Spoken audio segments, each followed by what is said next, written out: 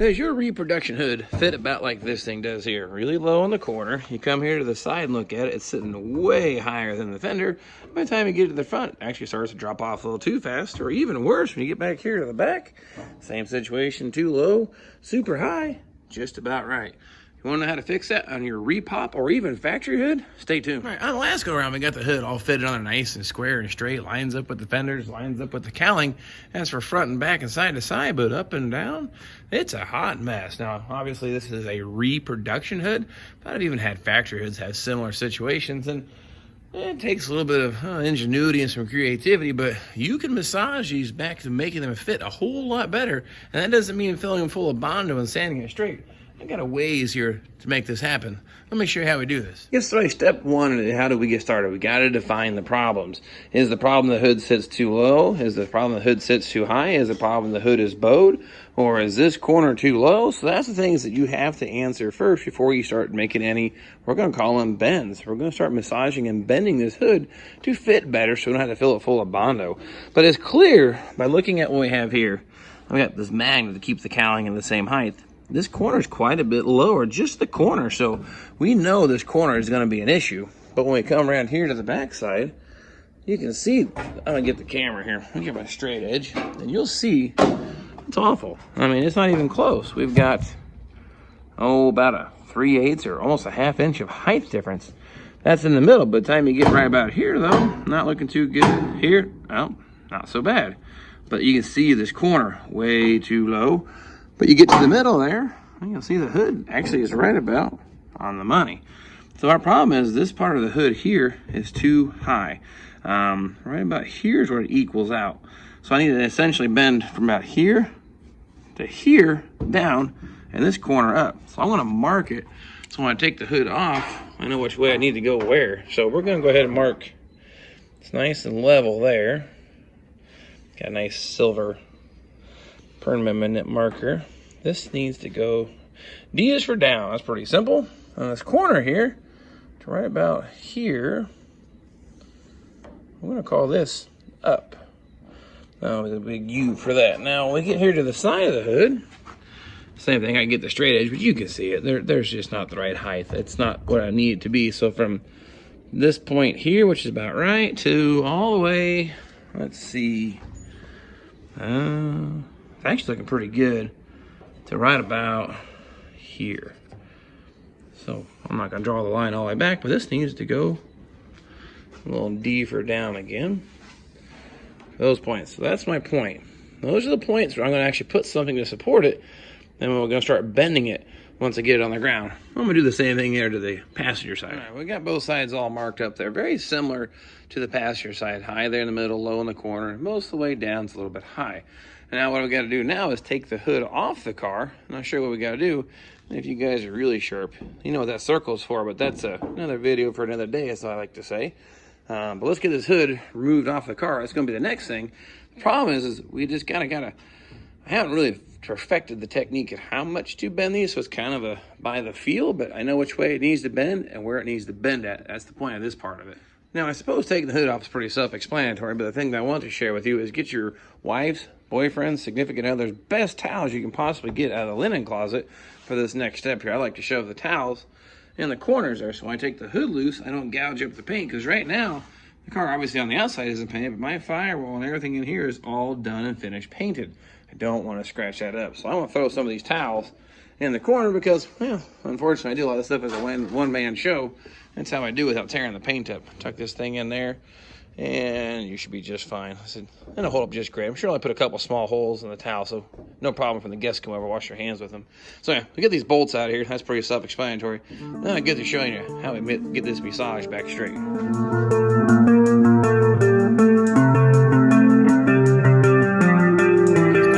Identification break here. We now have a store available here. Look here below. You should be able to see our running little, little odds and ends we have available for the Gotta Save numbers, social support for our VVG channel. What we're doing here, don't make a whole lot of money on the shirts, but let's just get them out to you in case you'd like to get one. So check them out. You like them, please order them. And keep in mind, my animator, little Jay there, she had a few of the little, I guess you say artwork for a few of them too, just the same. So hope you like them. Hey, let's get back to the show. All right, got the hood on the floor. Here's what we're gonna need for this go around. A couple pieces of wood. We're gonna need that so we don't mar up the body panel to kind of displace the weight, so we don't damage or dent the metal, because the least amount of damage is less body work we gotta do later. Need a couple bricks, because, well, they're just my best friends. And this here is a BFH. For those who didn't know, this is a big framing hammer when it comes to the automotive world. We're gonna need that, and we're gonna need about 220 pounds of dead weight. That's gonna be me. Let me show you how this is gonna work, but we've already labeled the hood in our problemed areas. Don't go mess with the middle. We're gonna mess with the areas here. And the reason I make the intersection line is that's where the bend needs to occur. So I need to actually stack stuff underneath here and touch point to point. And what I'm gonna do is actually then put weight here and here and try to bend the hood up. That's what my U means, but I know where it needs to bend from. So I'll show you here. I'll get the piece of wood and probably the brick underneath it. And get my positioning right. Okay, I had to put you down for a second, trying to juggle the wood, the bricks, and sockets and everything. It just wasn't working. I'm gonna try to do 2 bends at one time. I'm gonna try to fold this corner up. I'm gonna put the socket right here on the edge. I'm going to put my dead weight, we call it 220 pounds, right about here. I'm literally just gonna kind of bounce on it with my foot. And we're gonna try to get this thing to bow out some. This one's gonna be a pretty short span. I don't know what's gonna work with my body weight, so I may end up having to use the piece of wood and then massaging it down here pretty stout with a hammer. So this is, I'm gonna try to get this to go down and this to go up. And what we'll do then, we'll jump on that and see if we can get that to go down. But first things first, let's see how this moves here.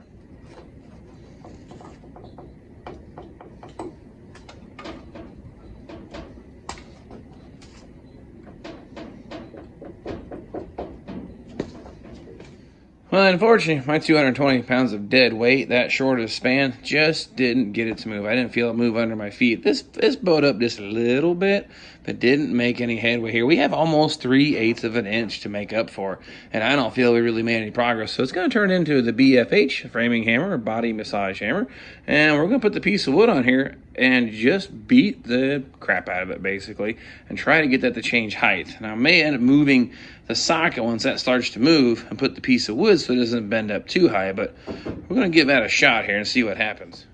And I'll use this one here. It's aged to perfection, that piece of wood, so that'll do real nice for me. Wow, that actually, I think, moved. That might have got what we needed. Let's check it out. Well, I'm gonna say that did really nice. I don't see any dents in the metal, but you see a little, maybe a little dimple right there on the edge here where I can't really feel it. It might have, but anyway, that's still gonna come out look a whole lot better than having this big old wave in the hood right here. So one solid hit with some old pine and BFH, I think that's gonna be fine. And this came up too, so now I'm gonna move my wood over here. At this point though, I'm pretty sure my 220 pounds of dead weight, I can kind of bounce on that. I put the wood or my support just on this side of that mark, and I'm just kind of keep bounce back and forth a couple times, walk on it basically, and that should get that bow out of it. Okay, well, as you can see here, piece of wood lined up back there, and I'm gonna walk the line across here and kind of give a little bit of a bounce and see if we can get some of that bow out of it.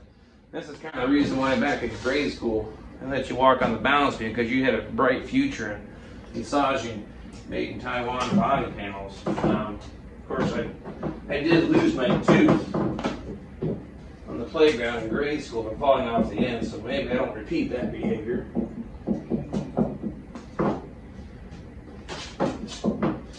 Normally you don't get the weird bend in the back. This is normally all you got to do is kind of work the edge of the hood here. I'm trying to keep my foot concentrated on the edge. Don't stand in here, you're going to end up denting it. That's more work. It's kind of hard to tell. This is the part I was saying, you don't really know if you did any good or not. It's kind of hard to measure. It's kind of like when you look at a hood, it looks good until you put it on the car. So the idea is just give a little bit of bounce and then put it on the car. That's the only way to check it. So I don't call that good. Now, you gotta do the same thing to the other side. I won't drag you along for that, but let me get that side massaged. We'll throw it back on the car.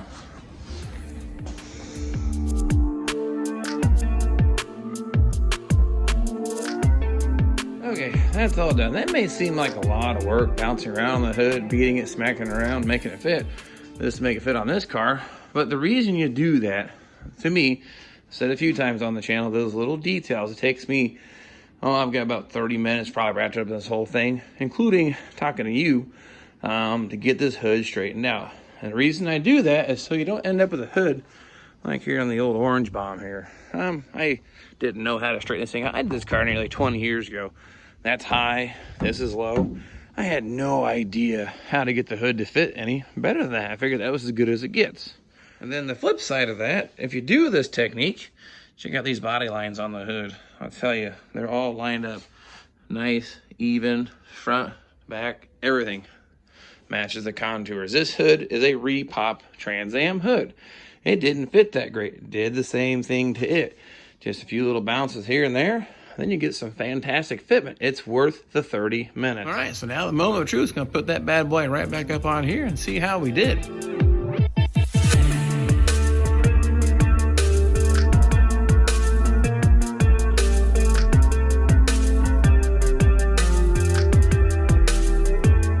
All right, let's get you up here and see how well we did. I'm going to give this about maybe a A- to an A for our first attempt. But the good news is we can keep trying. It's not like this is set in stone, you can't do anymore. But the biggest thing I see that I really like now, while sitting in the old driver's seat here, looking out across the hood, I'm not going to see that 3/8 flange hanging up in front of my face. It was nearly like a ½ inch, basically. Way too high, but you look here. Nice, even across. And get right about here, we're just a little bit high. So we're going to go ahead and mark it for round 2. I'm going to go right about here to about, let's say about there. We're going to put this as, it needs to go down with a number 2. And I know where my points are at, but we're not going to do it this time. I just wanted to show you the technique. This is for me, but when I go to do what this circle here is for, anyway, everybody know, I guess I'll ruin it. Hood tack, Pontiac hood tacks. That's a must for the car with a little, gear shifter like that. I want to see the hood tack poking through the hood here, and I love that option. Car didn't come that way, but it's my car. I do whatever I want with it, kind of thing. Then when I get the hood off, I'll work on this spot out here, but check out even the side of it here. I don't have that height change or issue that I had before. Maybe just a little bit high, but we're not like it was. So I can probably one more time just kind of walk the line, so to speak, and get that side straightened out. But even looking across the hood here, see? Nice, looks real good, but you can see the high spot right there. But even the passenger side, same thing. That low corner, looking real good to the fender. Down the whole fender, that side came out real nice. And we're actually just a little bit low right where that letter D is at. So I need to mark it, doop, doop, and I'll actually probably bring that back up just a little bit, because you can look at the cowling. So I might have maybe hit that a little too hard, but it didn't take much. That's the thing to remember. But unfortunately, I can't tell you how much to bend it while it's on the floor. It's one of those things, trial and error, take it on and off. So I'd say we did pretty good. I wanted to share that technique with you. There you have it. It's how you straighten out a repop or even factory hood. But again, let me stress this enough. This is something you do before painting the car, not afterwards. It could be done afterwards, but it's a bit sketchy because you always run a risk of damaging the finish. And that's a whole other problem for another day that I don't want to get into. I've done it. Boy, is it pretty stressful. I recommend doing this definitely prior to paint. This is pre-fitment stage of this car. We're getting everything test fitted. I'll probably put this car together 2 or 3 times, get all the gaps dialed in like that I like them, and it's really worth the effort because it just really shows in the finished product that everything lines up super nice. As you can see, it wasn't overly complicated. Yes, you gotta take the hood off, but it's definitely worth it. I can't stress that enough. So hope you found this tip useful or helpful, or maybe you can try it on your own car. Like I said, prior to paint. But sorry about getting this video out to you a little bit late. I had a little problem with the hot water heater. It went started leaking everywhere the day I was supposed to play in the garage doing cars. So I'm a little behind schedule this week. Sorry about that. Thanks for hanging in here with me. And of course, your first time around, well, you wouldn't know any better. I appreciate you stopping by. I hope you hit the subscribe button and share with your friends. Got plenty more techniques, tips, tricks, and whatever for these old cars, old Firebirds. But it applies just about any car, not just the bird. So nonetheless, looks like it's getting ready to storm. I am sweating to death. It's like 90 degrees, and I've had enough fun for this evening. So I hope you found this stuff useful, and we'll get you guys out here next week, and we'll see you then.